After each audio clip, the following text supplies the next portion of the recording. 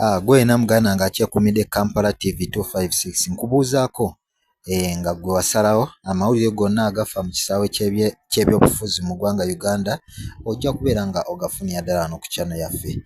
Ne nkwebaliza ddala gwe wenna akomentinga asharinga ate gwena omupya nga osanze channel eno muganda wange subscribinga tusobole okuba nga tutambulira wamu n'okumanya amawulire agetulina olunaku olwaleero.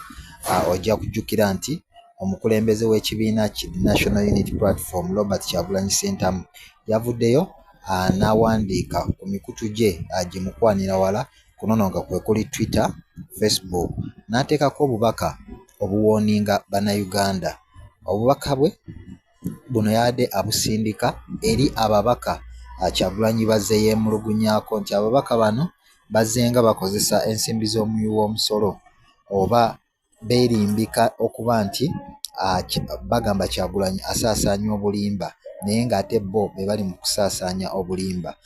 Ojja kujjukira nti emabega awo oluvannyuma lwa Mathias Mpuuga okuvaayo ne beewa ensimbi oba ne beeyongeza ensimbi, Kyagulanyi yavaayo n'amugamba eyo si y'ennono y'ekibiina kya National Unity Platform era n'amusaba ssente ezo okubeera nga azizzaayo newankubadde nga Mathias Mpuuga yavaayo n'akomba kwerima n'agamba ensimbi zino atagenda kubeera nga azizzaayo. So kino kyayongera okuteekawo oluwonko wakati mu babaka ab'ekibiina ekya National Unity Platform era ng'ojja kujjukira ababaka bangi okubadde Abed Bwanika azze akasuka obusagwa bungi nnyo naddala eri omukulembeze w'ekibiina kya National Unity Platform ng'agezaako okutegeeza abantu naddala baakiikirira nti omukulembeze waabwe yava dda ku mulamwa era ebintu byakkiririzaamu nga bo Abed Bwanika ne banne tebasobola kuba nga babikkiririzaamu. Joyce Kakande era Juliet Kakande omubaka ono omukyala owa Masaka City ojja kujjukira nti naye azenga akasuka azenga awanda obusagwa era nga naye ku bigambo ebisinga azze yeesigama ku bigambo by'omukulembeze we owa National Unity Platform ng'agamba nti Kyagulanyi yaviira ddala ku mulamwa kw'oteeka ne Joyce baagala ntwatwa. Kyagulanyi olunaku olwaleero awandiise obubaka n'ategeeza nti some shameless politician are manipulating and abusing my voice to sensitize their corruption and mislead people. Don't be misled. Mu buno nno abadde ategeeza abamu ababaka abataswala bakozesa era bayambisizza eddoboozi lye mu kugezaako okubuulira abantu ku buli bw'enguzi ng'ate bali mu kubawabya. Wano nno Kyagulanyi n'asaba bannayuganda temuubisibwa oba temuggyibwa ku mulamwa.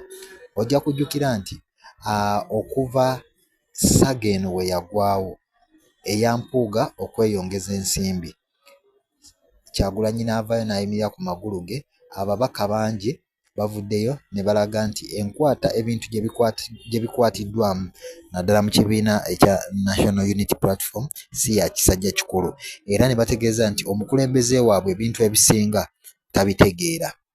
Ojja kujjukira nti Joel Ssennyonyi we yali akyusibwa okufuulibwa akulira oludda oluwabula gavumenti, bangi era ku babaka abaali ab'ekibiina ekya National Unity Platform muno mwe mwali Abed Bwanika. Ono yatuulanga ne ku mikutu egya TV n'avaayo n'ategeeza nga Ssennyonyi waatalina bumanyirivu busobola kuddukanya ekifo ekyo. Muno mwe mwali n'ababaka abaali bakkiririza mu Honorable Mathias Mpuuga naye Kyagulanyi yavaayo ye n'ayimirira ku magulu ge wadde nga bangi baalaganga nti buli ekikolebwa takitegeera naye ye yavaayo n'ayimirira ku magulu ge era bangi ku bannayuganda bakkiriza nti okulondebwa kwa Joel Ssennyonyi kuliko eddaala lye twongedde ku Paaliyamenti y'eggwanga Uganda n'okulabisa ebikolwa ebyo ebikyamu ebikolebwa mu Paaliyamenti. So olunaku olwaleero omukulembeze ono avuddeyo n'awooninga ababaka abo naddala abali ku ludda oluvuganya okubeera nga tebeeyambisa ddoboozi lye bubi mu kugezaako okweggyako emisango gye bakola ate nga bawabya abantu. So gega amawulire era okuvaako wali mu National Unity Platform. Muganda wange wenna nja kwebaza okwekuumira Kampala TV 256 ate nenkusaba gompya osubscribing okonawo kade kano kajja kuwa notification okumanya nga buli eggulire lyonna alitubeera tutaddeyo tusobole okuba nga tutambulira wamu n'okumanya. Kankwagalize olunaku olulungi siba bulungi, weeraba.